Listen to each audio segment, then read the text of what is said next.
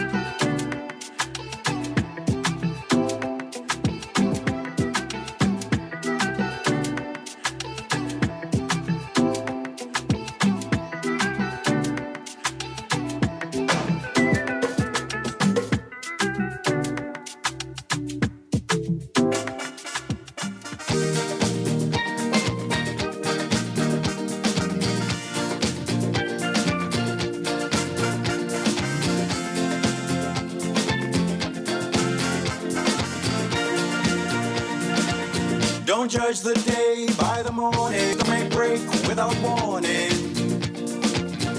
Keep on burning in your... Good yawning this morning and welcome back to Guardian Radio 96.9 FM, your station for fresh news, smart talk all day. It is Wednesday, the 9th of October, 2024, and you are on the clock with Erin Greene. On the clock, we engage organizations, institutions, social and cultural leaders, and ordinary people to better understand the impact of public policy, private sector development, and emerging social and consumer trends. On the clock, we have conversations that help us understand and navigate a rapidly changing Bahamas. Hurricane Milton is on the move. Islands on alert. Tropical storm warning for northern Bahamas. The numbers to call today, 323-6232, 325-4316, 325-4259, and 242-300-5720. For Family Island residents, it is toll-free. To our Family Island listeners, please call in, especially from the northern islands. Please call in, tell us what the weather is like up there, what preparations are taking place, how do you feel as this tropical storm or these tropical storm conditions approach the northern. We also have a number of other headlines to discuss. Three in particular. Davis rules out formal inquiry on Dorian deaths. Delaveau, no charges to be brought against officer that shot family's dog. And dad of teen killed in bike crash seeks answers. Joining me in studio, as he always does on a Wednesday, is Mr. C.A. Nuri. We're combining the shows On the Clock with Erin Greene and Guardian Radio AM to discuss what is in the news. So other than those stories, Mr. Nuri, I have another story I'm going to start with. Then, if we have time, to talk about the Eddie Minnis concert and the future of music in the Bahamas. And then in this week's papers, F&M Senator calls for resumption of hangings. F&M Senator calls for resumption of hangings. So those are some of the stories. I didn't know hangings was suspended. I mean, technically, they're not suspended. Okay. Technically. So I'm sure he is aware of such. Right, and we're going to talk. I mean, if you want to talk about that, we talk about Yeah, why that not? for a little bit. I'm now concerned that if he's paying attention, conversation should be different.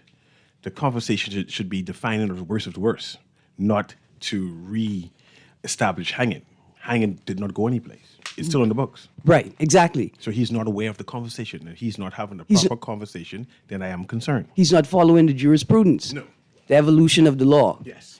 Right, and so this week, in yesterday's paper, F&M Senator calls for resumption of hangings. Free National Movement Senator Darren Henfield yesterday called for the resumption of the death penalty as he criticized the, quote, unreasonable, close quote, standards set by the London-based Privy Council, which make it difficult for executions to take place. Henfield called for the Bahamian Court of Appeal to be the country's final appellate court for murder cases, adding that the Privy Council could be retained to hear appeals in civil matters. He said if this arrangement cannot work, then it is time to get rid of the Privy Council altogether as the final appellate court for the Bahamas. Quote, the Privy Council has shown us that it is not willing to cause an execution of a murderer to happen in the Bahamas or the Caribbean anytime soon, close quote, said Henfield during debate in the Senate on the National Crime Intelligence Bill. Stick a pin. Thank you very much. I was waiting for you to say it for a while. Okay. The death penalty, I'm continuing from the article though, right? But I'm moving along. The death penalty is legal in the Bahamas as a punishment for murder. Yes. This is the article. However, no one has been executed since David Mitchell in January 2000, after he was convicted of the 1994 murders of a German couple. The Privy Council has ruled the execution should only take place for the, quote, worst of the worst, close quotes, or the, quote, rarest of the rare, close quotes, category of murder. Now, we return to Henfield's comments. Quote, this said, quote, the harsh reality for us is that the jurisprudence on the death penalty, if someone says, okay, let's go to the Caribbean Court of Justice, the jurisprudence from the Caribbean Court of Justice is no different, close quotes. I conclude Henfield need not to run anymore. He does not understand what is happening inside the Bahamas, and this is proof of it, and the Bahamian people need to demand that he no longer speaks on these topics. After doing my minimal research, I tend to agree With him? with your position Because that'd be crazy. that he is either entirely ignorant of the jurisprudence or attempts to obfuscate the common understanding of the law to score political points. He has been in Parliament for 5 years and in the Senate for 3 years, never has lobbied his government to define what is worst of the worst. However, as opposition and as a senator, he has decided to grandstand, right, but to pontificate and go on this soapbox to say, oh, it's London's fault that we have not defined worst of the worst. Something is wrong there. In fact, so the ruling essentially says that to be able to execute someone, that the act that they committed must be or should be the worst of the worst or the rarest of the rare. Now, I found the Max Tito versus the Queen case, right? This is a big case in this jurisprudence, right? Section 33. The two cardinal rules to be observed in deciding whether the death penalty should be imposed were summarized by Lord Carswell in the recent case of Trimmingham versus the Queen, 2009, in the following passages from paragraphs 20 and 21. Paragraph 20. Judges in the Caribbean courts have in the past few years set out the approach which a sentencing judge should follow in a case where the imposition of the death sentence is discretionary. This approach received the approval of the board in Pipersburg versus the Queen, 2008, and should be regarded as established law. Paragraph 21. It can be expressed in two basic principles. The first has been expressed in several different formulations, but they all carry the same message, that the death penalty should be imposed only in cases which, on the facts of the offense, are the most extreme and exceptional, the worst of the worst or the rarest of the rare. In considering whether a particular case falls into that category, the judge should, of course, compare it with other murder cases and not with ordinary civilized behavior. I think that's an important point, right? I'm going to read it again. In considering whether a particular case falls into that category, the worst of the worst or the rarest of the rare, the judge should, of course, compare it with other murder cases and not with ordinary civilized behavior. The second principle is that there must be no reasonable prospect of reform of the offender and that the object of punishment cannot be achieved by any means other than the ultimate sentence of death. The character of the offender and any other relevant circumstances are to be may operate in his favor by way of mitigation and are not to weigh in the scales against him. Before it imposes a sentence of death, the court must be properly satisfied that these two criteria have been fulfilled. And so that's a bit of an explanation of the... It seems plain to me. So the question is, why hasn't his administration imposed it? Why hasn't this administration imposed it? And not necessarily impose it, no. Make an attempt. Right. So what is being said is that the Privy Council responded to the Bahamian government and said, if you want to resume hangings, that you must create legislation that defines, right, that creates categories of heinousness and defines what would be considered the worst of the worst or the rarest of the rare. And so it appears that the ball is in our court. Have we done it yet? No. You think the Honorable Senator is aware that we haven't done that yet? Yes. You think that he should have at least spoke on that, have a conversation that how come we haven't done it yet? I think so. But and he decided not to? But this is what concerns me. absolutely. This is what concerns me, right? Yeah. His rationale on removing the Privy Council and replacing it by the appellate court here, then have the audacity in our growth, our independence of being 50 years old as we pursue and have the conversations about being a republic. He has the audacity to show two-sidedness, to say, well, I don't want to have independence completely from the Privy Council. I just want to have partial independence from the Privy Council. Only on the murder case, because we black Negroes can control that. But we are not mature enough. We are not deliberate enough. We are not astute enough in the aspects of law. See, I have a problem with that for a person who wants to be educated and supposed to be a nationalist and who's have that aspiration of being bigger and grander. That's hypocritical. This is a clear sign that he should not want to run anymore. Well, listen, I would like to continue to read from the article. In May, Minister of National Security Wayne Monroe said the death penalty issue is out of the government's hand. Quote, as it relates to capital punishment, that is completely out of the hands of any politician because the side opposite gave the power to decide the charge to the Office of the Department of Public Prosecutions. And the trials are before an independent judiciary, whose independence is guaranteed by our Constitution, said Monroe in the House of Assembly. But the legislature is also independent in the same sense and can create laws that will stand they will stand, and it will require a judicial review to determine that they're bad law. The legislature could do it. This is one of those times when we need to advocate again for the Minister of National Security to not need to run anymore. Because he's obfuscating. He is confusing the public with his utterance, right? Because he's making no steps, no comprehensive steps to move us to the next level. He just blocks it, then frustrates the public without any explanation of what it is that we should be doing. Because we're frustrated. He's aware we're frustrated. He's aware that we're concerned. But instead of addressing the concern, instead of giving ideas on what we can do, Emmanuel has the power. He's in cabinet laws and the suggestions given by the Privy Council. And then he said, there's a but. And he does this continuously in every conversation we have in terms of moving the Bahamas forward.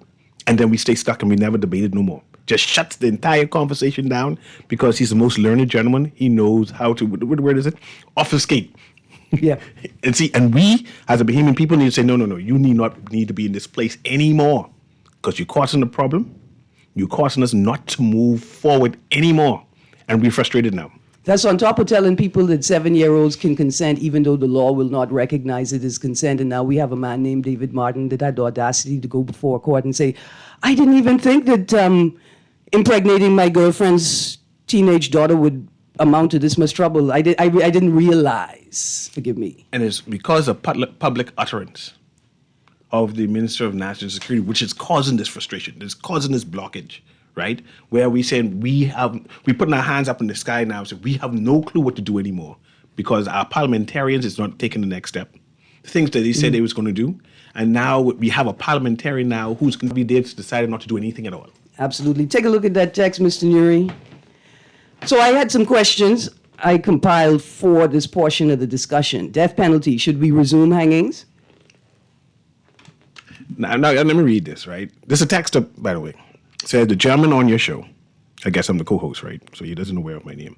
The gentleman on your show spoke out of turn. The senator is indeed aware. Read before you assume.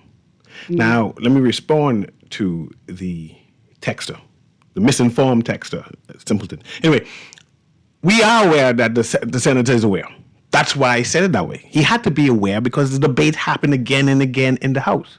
But clearly, he can't be aware because of his statement. And if he is aware, issuing that such statement, he needs to resign. It's an indictment on him. Absolutely. Let's go to the phone line, producer. Good morning, caller. Hello, is this the Nassau Guardian? It is, but you are on air on the clock with Erin Greene. Would you like to speak to a receptionist? Yes, please. Thank you. Hold on, 302-2300. Thank you. You're welcome. The questions again. Should we resume hangings? Should we replace the Privy Council and make a Bahamian final court of appeal? Should we replace the Privy Council with the Caribbean Court of Justice as the final court of appeal? Should Wayne Munroe resign in his capacity as Minister of National Security? Do you agree that, quote, the death penalty issue is out of the government's hands, close quotes? And finally, what can the government do to address crime generally and reduce murders specifically? And you said the Minister of National Security saying that the death penalty is out of the government's hand? Yes, let me read. No, say that again so the listening audience. In May, and this is his position, official position, so we be able to deal with them come next year election. Next year election. In May, Minister of National Security Wayne Munroe said the death penalty issue is out of the government's hand. How could it be? And the legislature is a part of the government. They make laws. The executive is a part of the government. They create policy, and then they speak to the legislature about how best to create laws to support the operation of the policy. And one must also ask, who was the Minister of National Security speaking to? Who was his audience? What was the objective of this statement? Who was he addressing to convey a message to? It was not to his parliamentarians. The message was to us, to cease and desist asking about it. Don't ask me about this no more. It out of my hands. Don't ask about no murder anymore. What I don't understand, a similar response in questions about the nature of the probe. For instance, will the public, right, be given access to the results of the probe? How can the Minister of National Security look to the public and say, I don't know if you will have access to the probe or not because I'm not a part of the investigation? As the Minister of National Security, you are aware of, let's go to the phone line, producer, the protocol. Sorry, caller, I missed you. Somebody could pop right back up. Good morning, caller. Well, good morning, Erin. You know, I really appreciate you keeping your eye on the text and the cell phone and putting the people through right away. Let me tell you why it's so important. Because not everybody has a lot of money to be on hold on a cell phone. But thank you for being so expedient. I'm gonna try. I keep listening. And I wonder, because it says that all of my rulers swear to the Queen, her heirs, and successors. But yet they tell me we're sovereign, decision-making, independent country. But then other people tell me it's out of our hands. So am I really independent and sovereign? Because I'm listening to the words. You see the difference? I don't think we're independent. We have an illusion of independence. But if we were independent, we'd be able to say, listen, the worst of the worst is what happened. Remember Fox Hill where they used the weapon of mass destruction and gunned down all those people in the street on the circle? I thought that was pretty much the worst of the worst. But if it wasn't, we should have sent those people not to Fox Hill, to London. to go and hang out with the people who make the decision on the worst of the worst.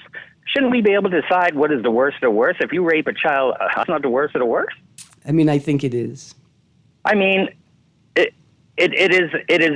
behooves me. Let me use some legal words now because they be listening. That we're unable to get rid of crime on an island 21 by 7, and the dense population's in 10 by 7. Okay. Mm-hmm. You really tell me, with all the policing skills we have, we can't put somebody on every corner like used to be in Miami downtown? Remember that?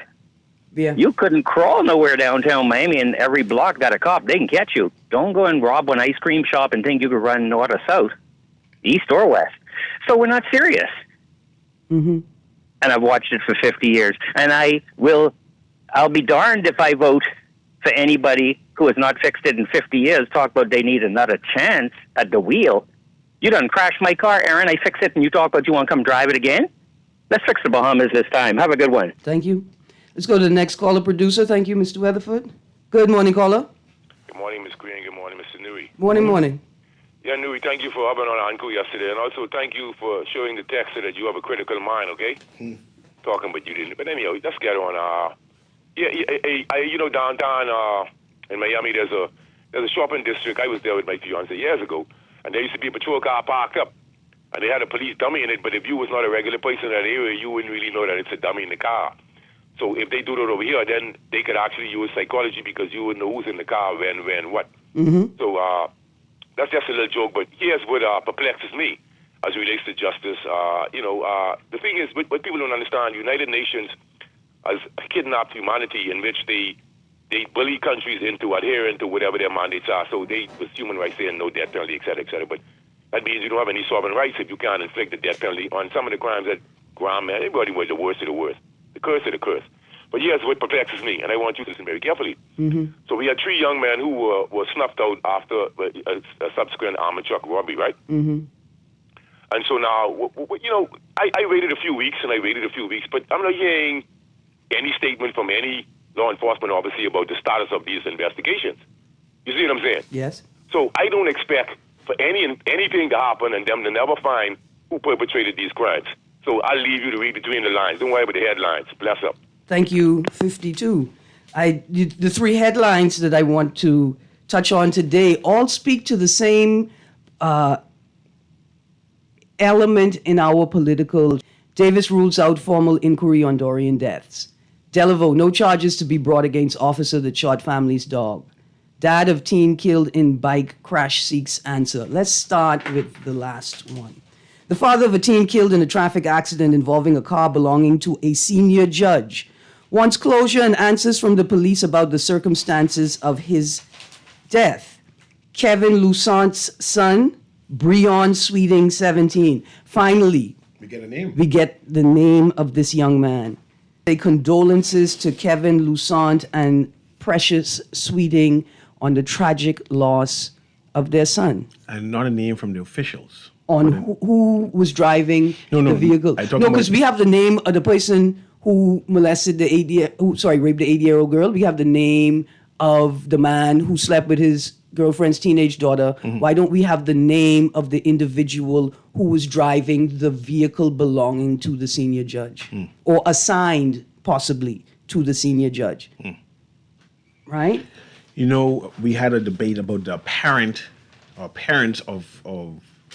interference or not fairness in investigations. And this is why the prime minister said, we're going to get foreign help to investigate this corruption charge inside the police force recently. And we still can't confirm which foreign help it was. I don't think any foreign help came, but that's something different, right?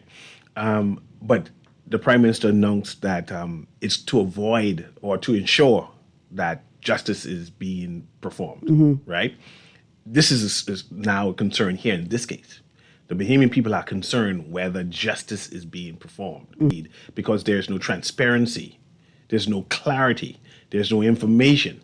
And we sit back and we watch. And then there's just be a conclusion that, okay, we ain't doing nothing with it no more.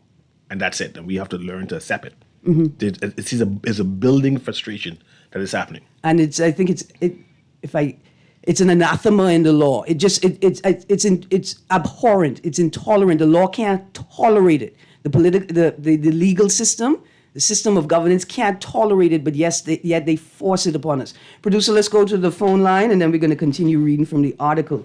Good morning, caller. Good morning, Erin. Morning, sir. I listen to you guys' show all the time. I love this show. Very informative. Thank you. I just want to point out something to you guys. I don't know if you've noticed it, right? But and I've been observing. Whenever there's a prominent person in this country that gets murdered, they find the killers right away. I mean, like right away. But if it's Pauline's son from through the corner, it takes forever.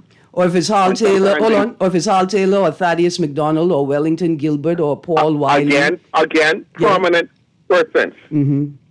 Prominent persons. As long as it's someone important, they find them right away. But let Johnny around the corner get killed. They never find the person. Or even if they find the person, they pick up some innocent person, they pin it on them, they go to court. Mm-hmm. In this country, if you're not in the well-to-do, nobody cares. Nobody raises the alarm unless it's someone important, someone prominent. And sadly, the rest of us, we're just left to suffer the consequences. And that's how I feel. Yes, sir. I understand why. I mean, I can understand why you feel that way and why many others feel that way. That if you don't have sufficient political or social credit, people don't care. Because exactly. when you have political and social credit, they don't care either, but they are attempting to attach themselves, right, to feign a proximity to that credit. But if you are nobody, that's not even worth the effort. Yep, that's for sure. That's for sure. And they was talking about 52 was talking about the investigation into those 3 murders and the alleged bank Amaka robbers. Mm-hmm. The murders for them. I mean, it's safe to assume the murders for them. They're riding around in the police cars. Listen, no, we can't say that. We gotta cut it. I can cut out of your contribution. You can't say that. Trying to stop us from getting this gig we have. Interrupt this gig we have, man, on the radio. But it's important. It speaks to the critique, which is that it's important for this administration and successive administrations to take the promise of honesty, accountability, and transparency in politics and governance seriously, because it erodes not just the confidence in political parties, not just the confidence in politicians, but it erodes the confidence in the delivery of good governance in the Commonwealth of the Bahamas. We have a text here that says, "Good morning, Erin and CA. I think Minister Wayne Monroe was supposed to resign from a few cases ago, especially when he allegedly said a 9-year-old could give consent. He has no care for vulnerable women and children. So long, bye-bye." He said 7. That's why this case involving the 8-year-old is so troubling, because what if that individual, the alleged assailant, presumed in his mind that 8 is okay because the minister said 7 is the line, right? We're already contending with, the problem is we already contend and a social culture where people say things like, it ain't the age, it's the amount of grass on the field. We don't weigh them, we don't weigh them by their age, we don't assess them by their age, we assess them by their weight. If they big enough, that means they're mature enough to engage in sexual intercourse. You already bucking up against a dangerous rape culture, and such flippant and reckless remarks, it appears, has been reinforcing the rape culture as opposed to deconstructing the rape culture. I would go as far as to say that our parliamentarians are creating a new culture, a culture where we are numbed, and the population are numbed to crime. We just say they can do whatever they want to do anyway. I would like to draw there's a word I'm looking for, but then I ain't gonna say it. It reminds me of rape culture, when you continually drug a person so that they are numb as you force upon them these. Good morning, caller. You're on the clock. Hey, good morning, Erin. Good morning, sir. Listen, I hear the commentary as far as on the Honorable Wayne Monroe is concerned. And, I think basically for him to actually make statements like that, we need to actually go and interrogate the laws to see whether what he's saying actually has teeth. We are here dismissing what he's saying, but no one has gone forward yet to come back and say, hey, it's not in the law. Jeff, I have, right? So here's what the problem is, and I've laid it out, right? The minister's statements in and of itself are troubling, but you then juxtapose them to the jurisprudence and the evolution of the law, right? Where under the cover of night, the offense that was commonly known as statutory rape, right? And it's statutory rape because the age of consent is 16. It doesn't matter if he or she says yes. They don't have the capacity to consent. So it's statutory. Just like drug possession is statutory. It don't matter how you became in possession, put it in your bag. You are in possession of it and you face, right. So the law was changed from statutory rape to unlawful sexual intercourse. And the critique that I have laid down constantly is that we need to be given the rationale for, right, a formal white paper, a policy paper outlining the rationale for changing the law from statutory rape to unlawful sexual intercourse, because it could appear to the layman and the unlearned man, both legally illiterate and politically illiterate, it could appear that the law was changed to match the prevailing culture of the policymakers. Right. Not the, and so to respond to your point that perhaps Mr. Monroe is clearly articulating the law, what I'm arguing is that the law has been changed to clearly articulate a particular political culture. And that the arguments that the plea deals and the changing of language will make it easier for convictions, which is better for victims, is a farce because the DPP has said it and the AG has said it. Plea deals make it easier for the system.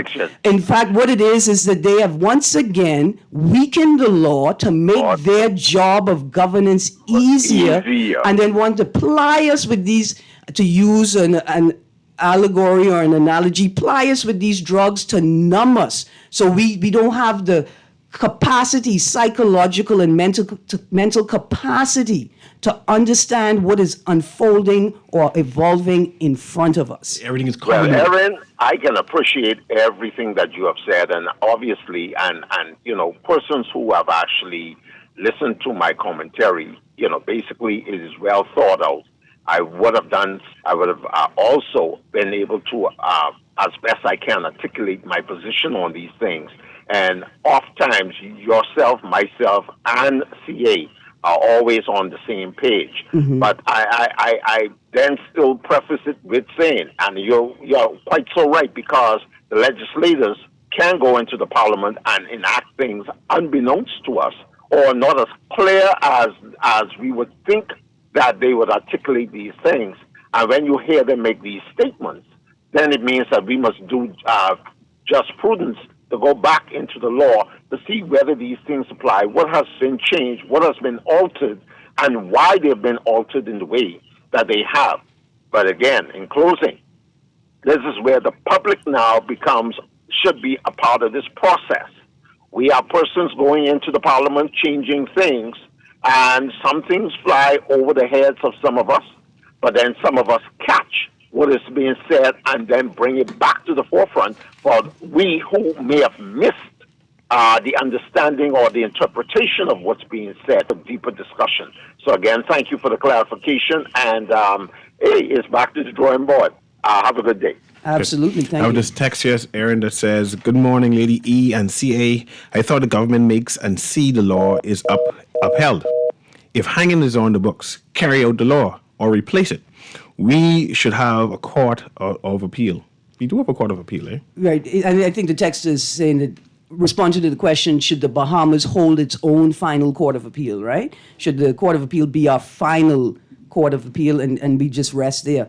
And then the text, Erin, says, "Good morning, Erin. Do you know when the law was changed from statutory rape, please?"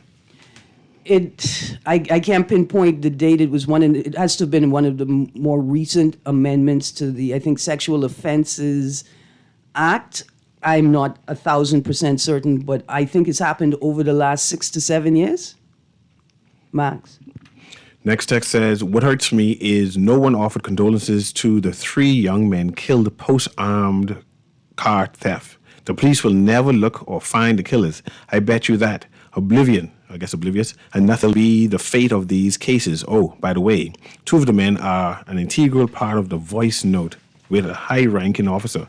None of us are safe. Please know that.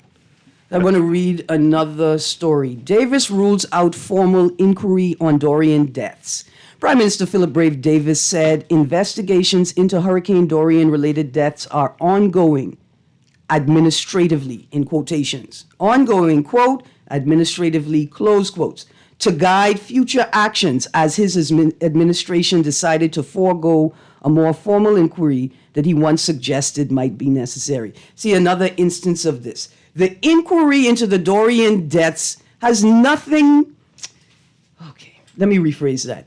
The primary purpose of the inquiry into the Dorian deaths is to provide closure for the family. This idea that it's ongoing administratively to guide future actions. Nobody cares at this point. The inquiry into the Dorian deaths is primarily to provide accountability and resolution for the survivors of Dorian and the people of the Bahamas. His comment came after the Tribune asked about his previous calls for an independent inquiry, either by outside police investigators or through a commission of inquiry to determine the fate of those still missing in Abaco and Grand Bahama following the Category 5 storm. The unresolved uncertainty surrounding the number of people unaccounted for after Hurricane Dorian continues to linger. In June 2020, then National Security Minister Marvin Dames reported that 279 people were missing, while then Assistant Commissioner of Police Solomon Cash said that only 33 remained unaccounted for. Last year, Mr. Davis said an inquiry had not been ruled out but did not confirm whether one would occur. Quote, I did not promise a commission of inquiry, close quotes. He told reporters during a press conference last night, quote, might be necessary, and you mooted. Yeah, you mooted. So you treated Dorian like a hypothetical debate. Depths of Bahamian. You treated it like a hypothetical debate. Okay, no problem. Let me continue reading from the article. He mooted. M-O-O-T-E-D. Quote, I mooted, M-O-O-T-E-D, that one might be necessary, and as we took office and realized the other issues that impacted this country and its people, you mean like the dire, urgent need for hurricane shelters? This is why? Because I will read the other story about how the authorities want to assure the people of Abaco who are living in temporary homes and shelters that they will be evacuated somewhere safe, just not a designated hurricane shelter. Erin, the reason we need a inquiry about Dorian is a number of the shelters collapsed during the hurricane Dorian.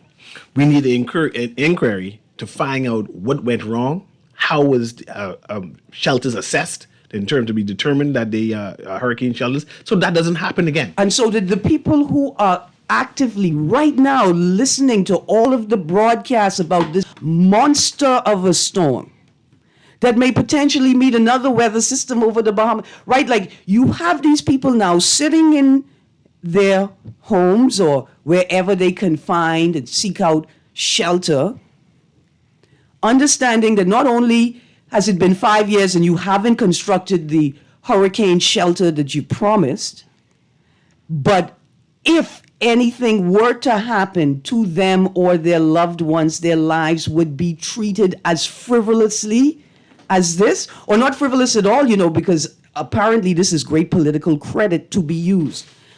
I will continue reading. We thought it best to tackle those issues, and we're doing that and attempt to, through administrative means, get to the bottom of what happened at that time in Hurricane Dorian. What are administrative means?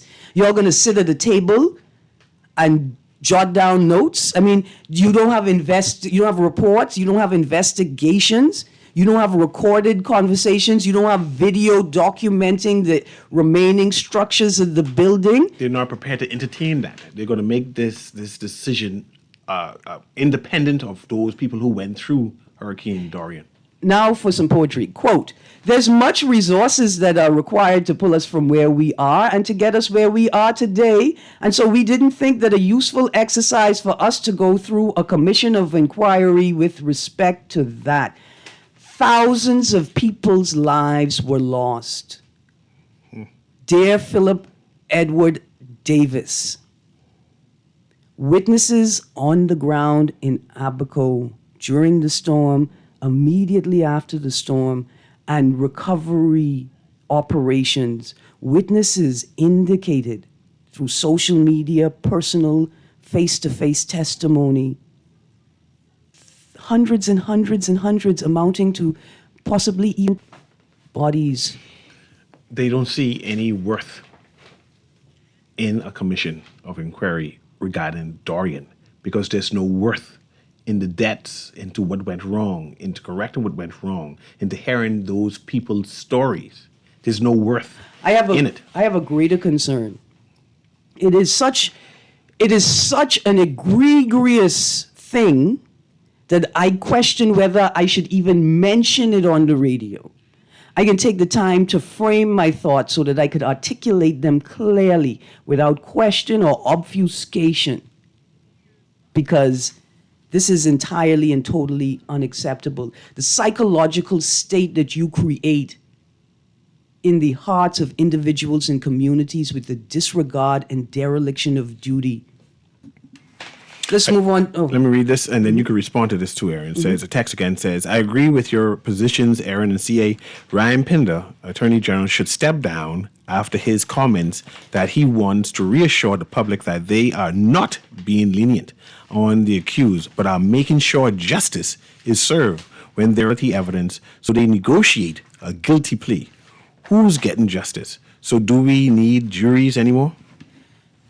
Which is very concerning, right? The lack of rationale for this jurisprudence and these changes, given the public conversation held by the current justices and former justices, including Chief Justice Ian Winder and Sir Michael Barnett, and a number of other judges interrogating the value of judge-only trials, right? And removing jury trials, at the very least allowing an option for a judge-only trial. Here's an article from yesterday's paper. AG plea deals sometimes necessary to ensure justice. I just want to read the quote that the texter was referring to. After public outrage over the recent sentencing of a man who pleaded guilty to raping an 83-year-old woman and other crimes, Attorney General Ryan Pinder said yesterday plea agreements are not about being lenient.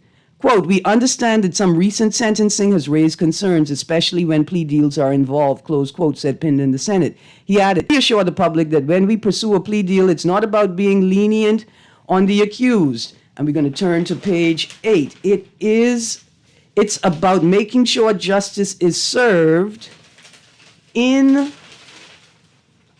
the best way possible, having regard for the facts and circumstances around that particular case.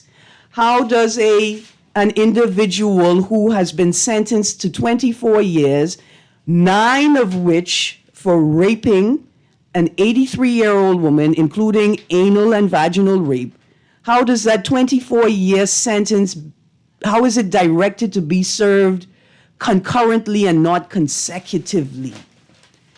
Producer, let's go to the phone line. And that story, AG plea deals sometimes necessary to ensure justice, is in yesterday's Guardian. Good morning, caller. Good morning, Ms. Greene. How are you? I'm good, thank you, sir. Good, Mr. Nuri. Blessings. I want to comment on the hanging. Yes, sir. Right? Yes, sir. See, we had an argument on this over the weekend. Mm-hmm. Hanging is not to deter killing, Hanging is for the crime in which you do. When you run the red light, they have a punishment for that. When you steal, they have a punishment for that. Hanging is only the punishment for the crime. You ain't worried about trying to stop murder. I mean, I wish murder can be stopped. But they were murdering from the Bible time. And people now have this thing about a lot of these boys come from a single parent.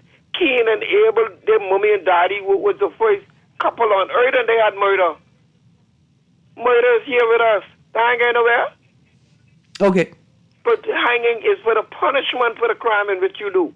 I know deterrent. Me want no deterrent. So I appreciate what you're saying is for those people who say the death penalty executions are not a deterrent, so that argument is invalid. What you're saying is it was never intended to be a deterrent. No, it's a punishment.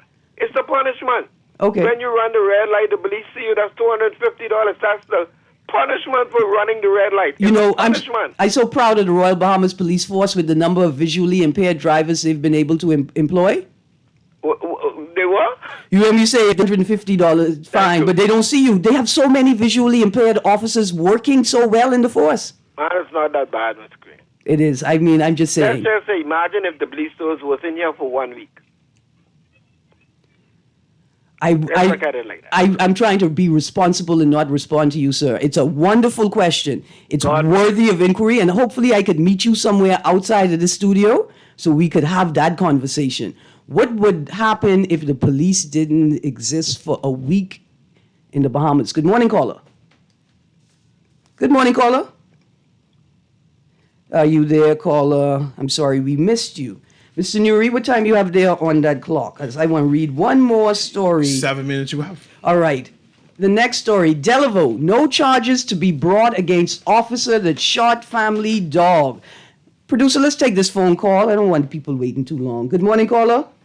Hey, how you doing, Ms. Greene? I'm good, thank you. How you do? Everything good.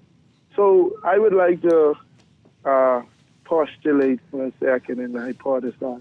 Yes, sir. What if the crime and the criminology, there is a direct correlation between the morality of our nation, and the crime rate? So say, for example, and I understand the caller saying with the hanging match is the punishment. But I think if we want to solve problems, we need to, we need to dissect our nation. Let's look at the depth of it. What are we seeing from people who are deemed to be more intelligent than us? What are their attitude and behavior? What is the moral stance of our ethical institution? Are we having people who in charge being held? I am under the impression that what is happening at the bottom is a direct reflection of what is happening at the top. And I'll tell you what. The average guy in Beantown or over the hill, right? Mm-hmm. Hotel worker. These people are best operating under a program. If you ask them about nation building, you ask them about the operations of guns, where the guns coming from, you look at their understanding into how a society works, you will find that most of these people are at the back end. Like you will look at some of the crimes, some of the people who've been accused and are before the courts of crimes, and you will look at the people who are their conspirators, the people who are their co-accused. A lot of these people are, they are what a physical tool or a catalyst, but the actual plan, it came from higher power. So I think if we look more carefully, we would see that there is a moral erosion. I'm talking about religiously, politically. The lines of what is right or wrong has been blurred. And before I leave, I would like to say again, the highest office in the Western Hemisphere is the U.S. president. And the front runner to be the president is a convicted felon, and he is waiting to be sentenced for sexual assault. Let that sink in. And then let's look at our nation and the Western Hemisphere in its entirety. Yes, sir. Thank you. Thank you for that thoughtful contribution this morning. Mr. Nuri, I want to just respond to that, and then I try read, maybe in your hour, we could read the third story. Here's my position, the death penalty. as it stands right now in New Providence.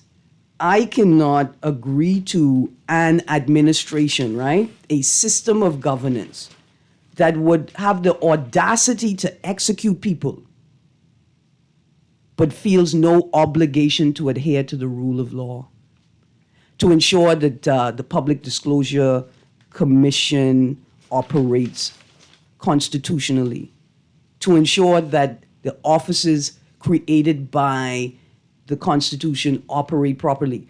I don't think that this administration, the last administration, administrations that operate in this manner have the moral authority to execute people. You cannot be running red lights and stop signs in government vehicles, breaking the law, and then turn around and say that you have an authority to execute people for the crimes that they have committed. There's too much dirty hands in the pot for any one of those hands to come out and say, we are going to be executing people. Good morning, caller. You got 30 seconds. Good morning, caller. Good morning, caller. You there? Sorry, I missed you. All right, you got a couple of minutes. Okay, one last headline I want to read into the record on this hour, and then we're going to go to that story about the family and the dog. Oh boy, let's catch this caller. It's a hard conversation. Good morning, caller. Good morning, Erin. How you doing? I'm good, thank you. How you do? Yeah, good morning, CA. Blessings. This was coming from the Attorney General, man, from Ryan the man. To execute justice is to get the evidence, like how you say, right, they get a DNA lab yet, or they got to send DNA to the States and wait 3 weeks and 4 weeks for it to come. If you have a rape test and you get semen test and you get DNA of the person and he has samples and all that, man, you could use some evidence and things like that to convict the person, with witness and all that and everything. Improve your labs. Get more up to date. Come up to 2024. CSI and them type of things. And stop talking foolishness on this radio, man. They being lenient. That's what it is. And stop talking foolishness. All right, you all have a good day. Thank you, sir. Thank you very much. Here's a headline I wanted to read into the record from the 7 Monday's news. A story coming out of Our News. A 39-year-old man, the headline is 10-year sentence for man caught having sex with teen boy. A 39-year-old man whom police caught having sex with a teenage boy has been jailed for 10 years after taking a plea deal. Jonathan Brown pleaded guilty to unlawful sexual intercourse with a minor of the same sex when he... McKay. On October 28, 2022, police were on patrol in western New Providence when they came across a parked car.